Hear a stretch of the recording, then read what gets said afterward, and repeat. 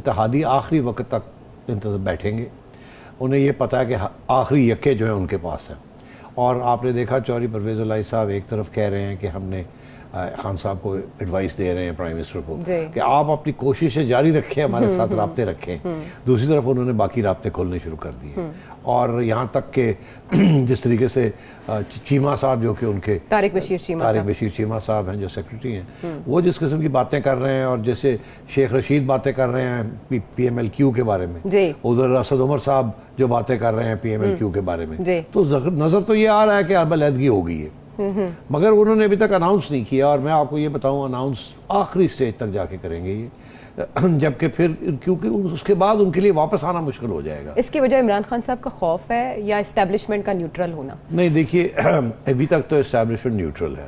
اچھا, مگر آپ کو پتہ ہے کہ پی ٹی آئی کس قسم کے افواہیں چلا رہی ہے؟ کیا؟ اب میرا خیال ہے ذکر کر دینا چاہیے. پی ٹی آئی کی طرف سے ہر روز ایک نئی افواہ شروع ہوتی ہے کہ جی ہمارا اسٹیبلشمنٹ کے ساتھ مکا ہو گیا, ہم نے اسٹیبلشمنٹ کا ڈیل کر لی. حالانکہ یہ سراسر جھوٹ ہے, ایسی کوئی بات ہی نہیں ہے. میری اطلاع کے مطابق یہ ایشو ہی نہیں ہے آرمی چیف کی ایکسٹینشن کا. یہ اور بہت سے ایشوز تھے جس کے ساتھ پرابلمز بن گئے ہیں بٹوین اسٹیبلشمنٹ اور عمران خان صاحب. ساری 70% پاکستان کی افواج جو ہے وہ پنجاب سے آتی ہے. اب پنجاب کے اگر ان کو عمران خان کی وجہ سے, کیونکہ اس کے ستون بنے ہوئے ہیں, اور ان کو برا بلا کہا جائے تو ظاہر ہے ان کو تکلیف ہوتی ہے. ان کی ریکروٹنگ گراؤنڈ ہے ان کی, ان کے شہید سارے وہاں سے آتے ہیں, تو خان صاحب کو بہت سمجھایا فوج نے کہ جی دو چیزیں کریں آپ مہربانی کر کے. ایک تو یہ کہ جو سیم پیج کی اب کہنے کی ضرورت نہیں ہے, اگر سیم پیج کریں گے تو پھر کارکردگی کر کے دکھائیں تاکہ ہماری بدنامی نہ ہو کہ ہم آپ کے ساتھ کھڑے ہیں.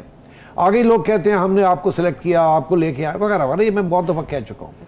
تو اب آپ نے اس کو لنک کیا, وہ چودھری حضرات اسی لیے بیٹھے ہوئے ہیں کہ یہ تو نہیں ہے کہ ابھی تک تو نیوٹرل ہی چل رہا ہے, ہمیں کسی نے کچھ نہیں کہا, اور ہمیں یہ لگ رہا ہے کہ خان صاحب کی ہو رہی ہے چھٹی, کوئی ستون نہیں ہے تو پھر ہمارے اوپر بھی کوئی پابندی نہیں ہے, ہم اپنا سوچیں.